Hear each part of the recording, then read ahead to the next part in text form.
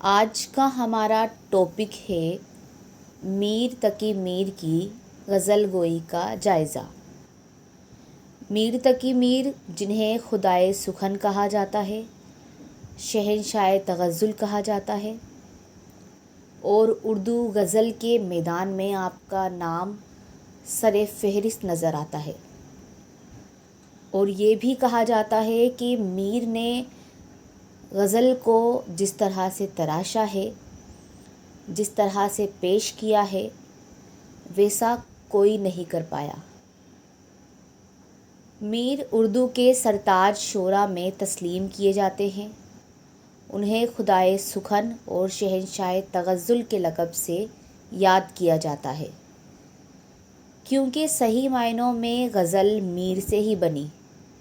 میر نے اپنے دور کی دھڑکنوں کو اپنے خون میں شامل کر کے اپنی شاعری کے ساز میں ایسا سمویا جو 18ویں صدی کی غزل کی آواز بن گئی، جن میں اس عہد کی تہذیبی، سیاسی اور سماجی زندگی بھی شامل ہے۔ ان کا انداز بیان ہی اردو غزل کا مجاز بن گیا۔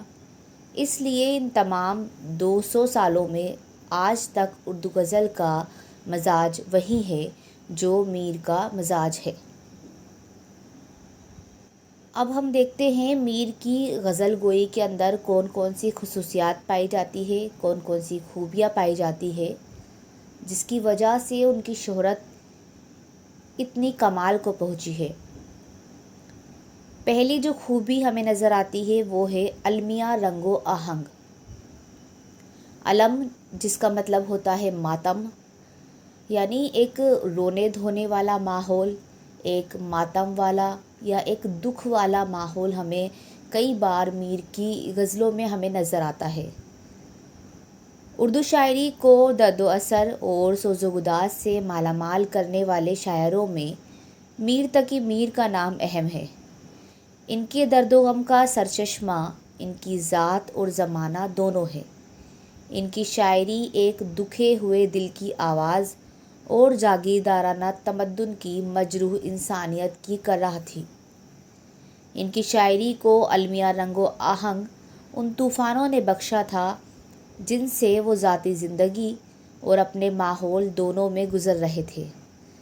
یعنی ایک طرح سے یہ کہہ سکتے ہیں کہ میر کی جو ذاتی زندگی تھی، پرسنل لائف تھی، اس کے اندر بھی کئی دکھ تھے، اور جو ان کا زمانہ جو چل رہا تھا اس زمانے کے اندر بھی کئی الم تھے، کئی رنج تھے۔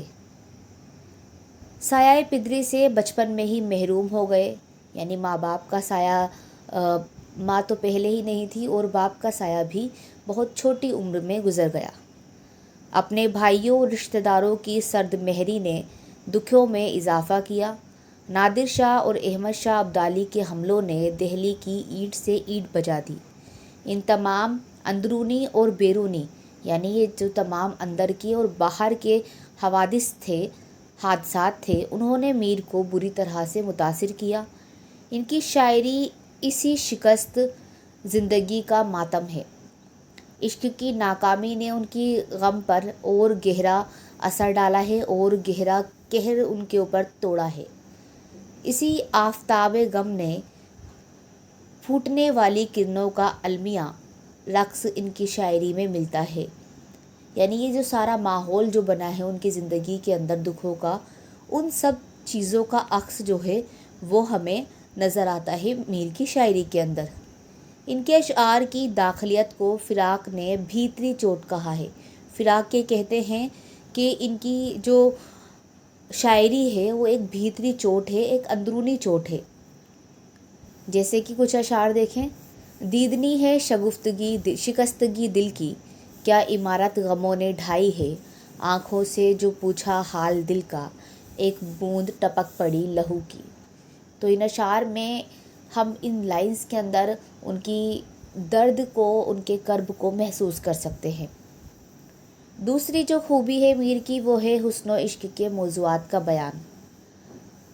حسن و عشق کے موضوعات کا بیان ایک ایسا موضوع ہے جو ہمیں میر کے یہاں بھی نظر آتا ہے، غالب کے یہاں بھی نظر آتا ہے۔ آتش، ناسک، درد، مومن، جتنے بھی شاعر ہوئے ہیں ان سب کے یہاں میں حسن کے بیان کا ذکر ملتا ہے، کیونکہ غزل نام ہی ہے حسن و عشق کے بیان کا۔ تمام قدیم شعراء کی طرح ان کی شاعری کا خاص موضوع حسن و عشق و محبت کے مضامین کا بیان ہے۔ محبت سے متعلق ان کے بیانات رسمی نہیں تھے، یعنی ایک روایتی نہیں تھے، یہ محبت کی چوٹ کھائے ہوئے دل کے تجربات ہے۔ چونکہ ان کا عشق رسمی نہیں تھا، اس لیے ان کے اشعار میں خلوص، صداقت اور وارفتگی کا احساس ہوتا ہے، یعنی ایک طرح کی سچائی ہمیں ان کی غزلوں میں، ان کی شاعری میں نظر آتی ہے۔ جیسے ایک شعر ہے ان کا: ہمارے آگے تیرا جب کسو نے نام لیا، دل ستم زدہ کو ہم نے تھام تھام لیا۔ تیسری خوبی ہے تصوف کے موضوعات۔ میر کی شاعری میں مجازی محبت کے ساتھ حقیقی محبت کے جلوے بھی نظر آتے ہیں۔ ان کی طبیعت میں صبر و رضا، دردمندی، خودداری، غموں سے نبھا کرنے کی صلاحیت اور قناعت اسی تصوف کی دین ہے۔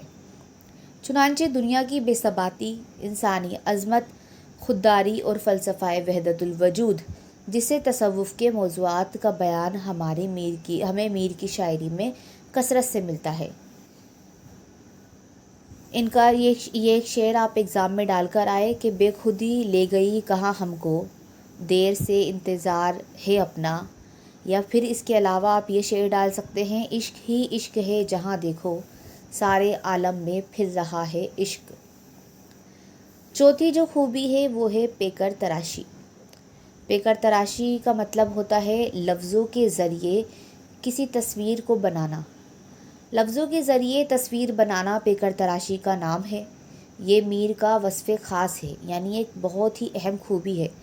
یہ ایک ایسا شعری وسیلہ ہے جس سے کوئی حالت یا کوئی منظر قاری کے پیش نظر ہو جاتا ہے، یعنی جب بھی قاری اس چیز کو پڑھتا ہے، قاری ہوتا ہے پڑھنے والا، جب وہ پڑھتا ہے اسے یہ محسوس ہوتا ہے، اسے یہ فیل ہوتا ہے کہ ہم نے ان کو پڑھا نہیں ہے، اس منظر کو پڑھا نہیں ہے، بلکہ خود اپنی آنکھوں سے دیکھا ہے۔ میر کے کلام میں شعری پیکر ہر طرف بکھرے ہوئے نظر آتے ہیں، جیسے رات محفل میں تیری ہم بھی کھڑے تھے چپکے، جیسے تصویر لگا دے کوئی دیوار کے ساتھ۔ پانچویں خوبی ہے سادہ اور سلیس زبان۔ میر نے اپنی شاعری کے لیے عام بول چال کی زبان کا استعمال کیا۔ ان کے یہاں حسن عشق کے رنگین بیانوں میں بھی سادگی اور برجستگی ہے، یعنی کسی گھماؤ پھراؤ کی لینگویج یا بہت ہی بناوٹی لینگویج کا زبان کا استعمال میر نہیں کرتے ہیں، بلکہ بہت ہی آسانی سے اپنی بات کو کہہ ڈالتے ہیں۔ لیکن اس آسانی کے اندر بھی ان کی ایک ادا ہوتی ہے، ایک نزاکت ہوتی ہے۔ جیسے ان کا ایک شعر دیکھیں: نازکی اس کے لب کی کیا کہیے، پنکھڑی ایک گلاب کی سی ہے۔ چھٹی جو خوبی ہے وہ ہے غنائیت۔ غنائیت کا مطلب میں نے آپ کو پہلے بھی بتایا تھا کہ ایسی شاعری، ایسی غزل یا ایسی نظم جس کے اندر ترنم ہو، موسیقی ہو، جسے آپ گا سکتے ہو۔ میر کے فن میں بلا کی غنائیت ہے، اس میں نغمے کی ایک لہر دوڑتی ہوئی محسوس ہوتی ہے۔ میر یہ نغمگی مترنم الفاظ، چھوٹی بحروں اور نغمگی سے مناسبت رکھنے والی ردیف قافیے کے انتخاب سے پیدا کرتے ہیں۔ کبھی لفظوں کی تکرار سے خوشگوار آہنگ پیدا کرتے ہیں، جیسے پتا پتا بوٹا بوٹا، حال ہمارا جانے ہیں، جانے نہ جانے گل ہی نہ جانے، باغ تو سارا جانے ہیں۔ اور ایک خوبی ہے ان کی استعارہ اور تشبیہ کا استعمال۔ جیسا کہ ہمیں پتہ ہے کہ تشبیہ اور استعارہ کلام کے اندر جان ڈال دیتا ہے، تو استعارہ اور تشبیہ کا استعمال ہمیں میر کی غزلوں میں بھی نظر آتا ہے۔ میر کے یہاں تشبیہ زیادہ اور استعارہ کم ملتا ہے۔ وہ اپنی تشبیہوں کے لیے مواد گرد و پیش سے لیتے ہیں، یعنی آس پاس سے لیتے ہیں، اس لیے ہر ایک کو مانوس لگتی ہے، اس لیے یہ لگتا ہے کہ ہم اسے جانتے ہیں۔ ان تشبیہوں کی مدد سے میر ایسے تصوری پیکر تراشتے ہیں کہ اس میں زندگی کی حرارت ہوتی ہے۔ یہ تشبیہ سادہ ہوتے ہوئے بھی بڑی اچھوتی ہوتی ہے، جیسے شام ہی سے بجھا سا رہتا ہے، دل ہوا ہے چراغ مفلس کا۔ میر کی سادگی، ان کا انداز بیان، ان کی دل کی گداختگی ان سب چیزوں نے کلام میر میں بے پناہ تاثیر پیدا کر دی ہے۔ میر کی ان سحر بیانی کو خراج عقیدت پیش کرتے ہوئے بابائے اردو مولوی عبدالحق فرماتے ہیں، میر کے شعر چپکے چپکے خود بخود دل میں اترتے چلے جاتے ہیں، جس کی مثال اس نشتر کی سی ہے جس کی دھار نہایت باریک اور تیز ہے، اور اس کا اثر اسی وقت معلوم ہوتا ہے جب وہ دل پر جا کر کھٹکتا ہے۔